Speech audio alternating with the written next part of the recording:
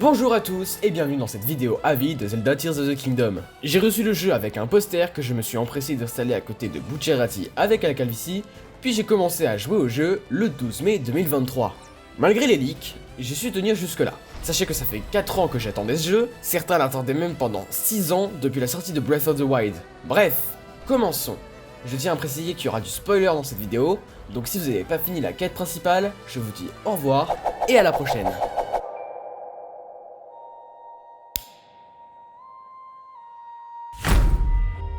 Mes premières impressions en jeu ont été assez dubitatives. Il y a déjà le fait que ce soit vraiment excellent, pour des raisons que j'expliquerai après, et puis aussi le fait que je me suis senti comme dépaysé. Déjà, il y a beaucoup plus de dialogues que dans Breath of the Wild. J'ai fini par me rendre compte que c'était loin d'être des dialogues inutilement longs, mais qui peuvent être très chiants pour ceux qui n'en ont rien à faire du scénario. Ensuite, je suis arrivé sur l'île céleste du Prélude. La nuit du 12 mai, j'ai fait une sorte de résumé de ce que j'avais fait, et j'en suis arrivé à la conclusion que je me sentais dépaysé. Tant mieux, ça prouve quelque part que les gens qui disent que Tears of the Kingdom est un DLC est complètement faux, mais ça, on y reviendra. L'ambiance est très différente de Breath of the Wild, l'histoire, les musiques et même les visuels y contribuent à une toute nouvelle atmosphère. Les technologies Sheikah qu'on avait l'habitude de voir dans Breath of the Wild ont été remplacées par les structures Sonao. D'ailleurs j'ai été perturbé par la prononciation. Depuis des années j'appelais ça des sonos, alors qu'en fait c'est Sonao. Bref. L'histoire est aussi très différente de celle de Breath of the Wild. N'écoutez pas les critiques très salées qui disent le contraire. Ils confondent scénario et narration, qui est la manière dont est racontée une histoire. Le jeu a effectivement une narration très proche de celle de Breath of the Wild. Il y a 4 donjons, des souvenirs et peu de rebondissements dans l'histoire, et ça peut nous donner l'impression de réaliser plus ou moins les mêmes quêtes. Et c'est dommage, car le jeu est certes quasi pas linéaire. On a vu dans A Link Between Worlds qu'on pouvait faire un Zelda peu linéaire, mais qui garde un peu de linéarité pour créer une sorte de deuxième partie du jeu, accentuant le rebondissement scénaristique. Dans Tears of the Kingdom, on suit Link et Zelda qui enquêtent sur les miasmes qui émanent du sous-sol du château avant de tomber sur le sceau de Ganondorf qui se brise. Sauvé par la main du sceau, on découvre que c'était celle d'un ancien Sonao, Raoru, premier roi d'Hyrule. Quant à Zelda, elle a remonté le temps grâce à sa pierre occulte qui a le pouvoir d'amplifier celui de son porteur. Dans le passé, Zelda préparera le jour où Link devra vaincre Ganondorf, tandis que dans le présent, on cherche la princesse, qui n'en est plus vraiment une du coup, qu'on pouvait apercevoir, mais qui était en fait une marionnette de Ganondorf. Zelda, cette Chad, s'étant transformée en dragon pour pouvoir régénérer l'épée de légende brisée pendant des millénaires. Ouais. Mais l'histoire est racontée comme Breath of the Wild. Les donjons pour suivre le chemin que nous a tracé Zelda, les souvenirs pour savoir ce qu'elle a vécu dans le passé, etc. En plus d'être peu linéaire au prix de sa narration, la cohérence l'est aussi. Je ne parlerai pas de la timeline, car selon moi l'infinité d'incohérences qu'on voit tout au long du jeu veut littéralement dire que la timeline est morte, mais plutôt sur le fait qu'on puisse faire les quêtes principales dans le désordre. Pourquoi on me demande de suivre Zelda au château alors que je sais que c'est déjà un piège? Je l'ai vu dans les souvenirs, Zelda est un dragon et l'autre une marionnette de Ganondorf. Je ne veux pas y aller. Pourquoi Proie remarque que maintenant que j'ai l'épée de légende alors que ça fait déjà plusieurs heures? Bref, le fait qu'on puisse faire les quêtes principales dans le désordre est un problème car le jeu n'avait pas prévu certains ordres. Mais ce manque de linéarité permet une plus grande liberté aux joueurs, en plus de cette carte avec un lieu qui attire ton attention toutes les 2 minutes. Je dois aller faire ci, mais il y a ça au loin qui m'intrigue. Le sanctuaire est là-bas. Oh mais que vois-je? Une grotte. Bon, j'y vais vite fait. La carte s'adapte même à ce genre de situation, nous permettant de placer des repères afin de retourner dans une zone intrigante plus tard. D'ailleurs, c'était pareil pour Breath of the Wild. La liberté était un des gros points forts, et on pouvait aussi faire les quêtes dans le désordre. On dit qu'on n'a aucun souvenir de prodiges alors qu'on les voit dans certaines cinématiques. Pas spécifiquement pour eux, mais on les voit quand même. Et c'est dommage, car même si le défaut que je viens de citer n'était pas spécifiquement reproché par la communauté, pour le reste des points que j'ai abordés, ça montre que Nintendo n'a pas assez pris en compte les critiques de Breath of the Wild, déjà excellent, mais qu'on aurait pu améliorer. Par exemple, comme je le disais, la narration, mais on aurait aussi pu le faire pour la glissade lorsqu'on grimpe sur un mur en temps de pluie par exemple. Même si je trouve que le fait de glisser maintenant sur de la glace est une bonne idée, car cela permet de rendre certains endroits inaccessibles à moins de faire parler son imagination avec les nouveaux pouvoirs. Certains vont me citer aussi les Korogu, les sanctuaires ou les armes qui se brisent qui font leur grand retour. Mais moi je trouve que ce sont de bonnes idées. Les sanctuaires déjà ne sont pas tous les mêmes, contrairement à ce que disent certaines critiques. Ils se ressemblent certes, mais à part le fait que l'on puisse faire de temps en temps les mêmes énigmes, ils proposent à peu près tous un contenu différent. Et les Korogu, c'est de la récolte. Si vous n'aimez pas, libre à vous d'ignorer cette quête, mais je pense que c'est cool pour les gens comme moi qui aiment bien, de donner des éléments en plus pour le post-game. De plus, maintenant on a des Korogu qui demanderont leur chemin pour rejoindre leurs potes, ce qui est un bon moyen pour créer des énigmes ou de te faire apprendre toutes les fonctionnalités du jeu. C'est comme ça que j'ai appris à me servir du skate ou de la luge par exemple. Et ça permet aussi de créer des instruments de torture. Et le fait de trouver en plus grand nombre que nécessaire est une bonne idée selon moi car ça permet d'augmenter leur fréquence d'apparition. C'est comme ça que j'ai fini le jeu avec 50 Sonnois Grogu sans les avoir toutes récupérées sur mon chemin. Donc ça peut bannir les excuses du type « Ouais, mais ça permet d'augmenter son inventaire et c'est chiant quand on en a pas assez !» Car je trouve que 50 c'est largement suffisant. Et les armes qui se pètent, je trouve ça bon pour la stratégie. Conserver les armes puissantes pour plus tard, et surtout, c'est beaucoup plus important dans Tears of the Kingdom, puisqu'on peut fusionner les armes avec des items. Cette mécanique permet d'éviter d'utiliser ces items les plus puissants. Sinon, niveau nouveauté, on a tout d'abord le ciel et les souterrains. Le ciel, je trouve ça cool que ce soit pas trop grand non plus. Les environnements du ciel sont plus ou moins les mêmes, mais je trouve ça quand même dommage vu que Nintendo a basé une partie de leur communication sur ça. Et les souterrains, à l'inverse, ne proposent pas suffisamment d'environnements différents alors que c'est très grand. Je trouve ça légèrement dommage, pourtant leur atmosphère à part ça est selon moi très cool et immersive. Un des défauts aussi, de loin le pire que je peux citer, c'est le pouvoir des sages. Tu es obligé pour les activer d'aller voir le sage, d'aller vers lui.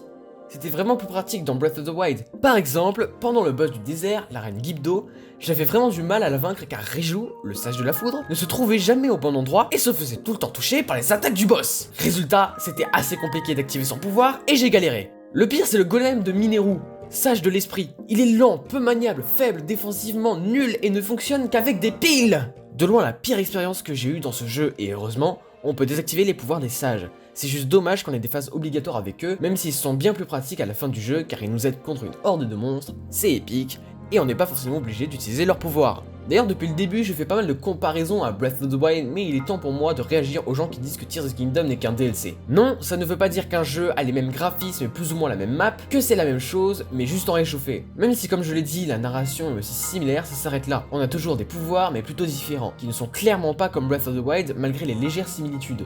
Là où Breath of the Wild révolutionnait les open world grâce aux nombreuses possibilités qu'il offrait et de sa gestion des interactions, Tears of the Kingdom les améliore grâce à ses pouvoirs qui permettent encore plus d'interactions en tout genre. Les lieux ont aussi bien changé. À la surface, les paysages sont différents de Breath of the Wild et l'ambiance générale aussi. Je finirai peut-être ce point sur un argument un peu bancal, un contenu additionnel, et comme son nom l'indique, additionnel. Tears of the Kingdom n'ajoute pas du contenu, il le remplace. Vous voyez un jeu qui change avec un DLC sans possibilité de retourner en arrière? Vous voyez un Breath of the Wild sans les sanctuaires de Breath of the Wild? Vous voyez un Tears of the Kingdom avec Ganon au château? Non. Le pire c'est les gens qui disaient ça avant même la sortie du jeu. Les gens n'ont même pas joué et ils permettent de se faire un avis sans même avoir touché au jeu.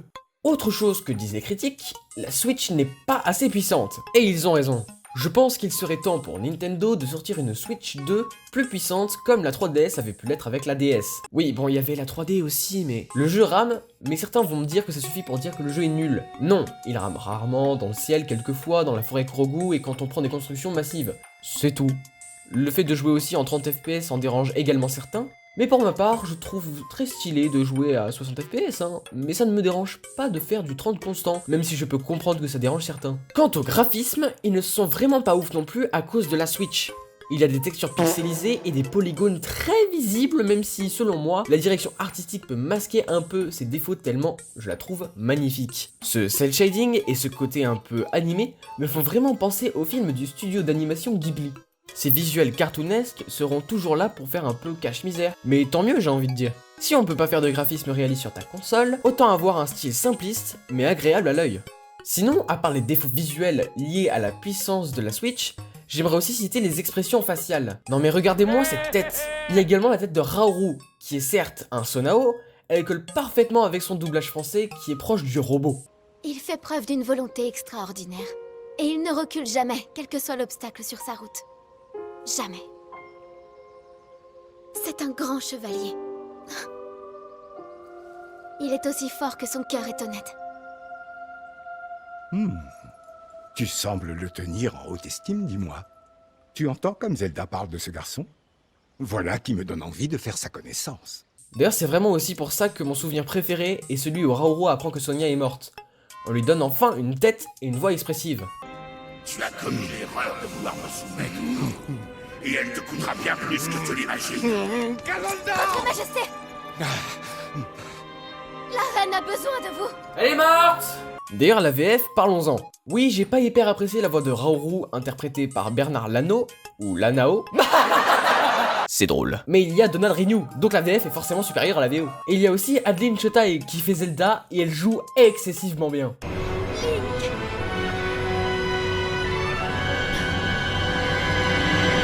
Protège mon peuple!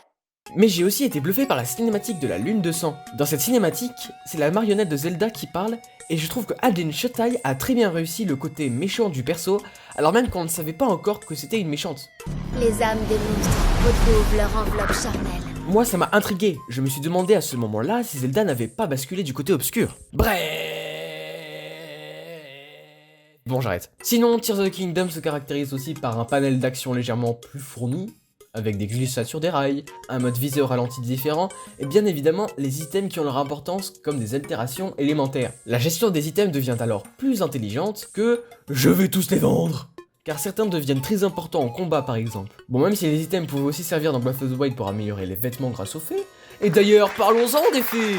J'ai aussi plus apprécié la quête des grandes fées dans Tears of the Kingdom, le but étant d'aider Maestro et son équipe de musiciens pour charmer les fées et les débloquer. Cela pousse à la réflexion, comment les emmener, qu'est-ce que je peux construire comme moyen de locomotion. C'est différent de Breath of the Wild où il fallait juste leur donner des rubis. Et cela montre un plus grand intérêt pour les quêtes secondaires dans Tears of the Kingdom que dans Breath of the Wild, ce qui est un très bon point pour le post-game. Les quêtes sont en général plus importantes et elles peuvent te faire débloquer des items très utiles ou même des fonctionnalités très utiles, comme tout hasard les fées. Cela permet également d'en apprendre plus sur le lore, bien que fan de la timeline que je suis, j'espérais voir des réponses quant au placement de Breath of the Wild dans celle-ci. Mais il n'a fait que confirmer que Nintendo l'a bel et bien abandonné. Même si j'espère qu'il repartira de zéro en donnant naissance à une nouvelle timeline, ce qui serait très cool et mieux géré que la précédente, qui, je le rappelle, n'était pas censée exister à la base. Donc maintenant la question que tout le monde se pose, Tears of the Kingdom est-il meilleur que son prédécesseur? Eh bah je sais pas. Désolé, mais je pense que pour répondre à cette question, il faut que je m'attarde un peu plus sur le post-game, même si au premier coup d'œil, il paraît déjà très cool et plus fourni. Mais au niveau de la quête principale, là je sais pas trop. Ayant fait Breath of the Wild il y a déjà 6 ans, je garde peu de souvenirs de ma première expérience, sachant qu'à l'époque j'étais pas autant fan de Zelda qu'aujourd'hui, je m'étais fait spoiler bien avant d'y jouer. Donc pas ouf pour l'expérience de jeu. Pour conclure cette vidéo, Tears of the Kingdom est selon moi un chef-d'œuvre. Relativement différent de Breath of the Wild, il en garde cependant une grande partie de ses défauts, même si j'étais très heureux de voir que les donjons et les boss ont enfin une identité propre, contrairement à Breath of the Wild où ils se ressemblaient tous. Je pense également que le post-game va être énorme et que l'aventure principale est du coup secondaire. Comme Breath of the Wild, c'est vraiment dommage de s'arrêter à l'aventure principale. Bien que celle-ci soit quand même très cool, ce serait passé à côté de la flopée de contenu qu'il nous propose. Et c'est d'ailleurs pour ça que Tears of the Kingdom est très différent de Breath of the Wild. Il ne faut pas négliger le post-game. Il a des quêtes différentes, des tenues différentes, des sanctuaires différents, bref. J'ai beaucoup aimé. Laissez votre avis dans les commentaires, surtout les contre-arguments. J'aimerais savoir les points sur lesquels on peut avoir des avis très partagés. Mais gardez au moins le sens de la politesse, SVP. On est tous différents, et on a des avis différents. Et ceux qui me disent que vous n'aimez pas le jeu, je peux vous comprendre. Moi-même, il y a des franchises connues que je n'aime pas vraiment, et au contraire des franchises pas ouf, si on essaie de rester objectif, mais que j'apprécie personnellement. C'est pour ça que j'ai voulu préciser mon avis dans cette vidéo, et j'espère que vous le respecterez. Au revoir, et à la prochaine.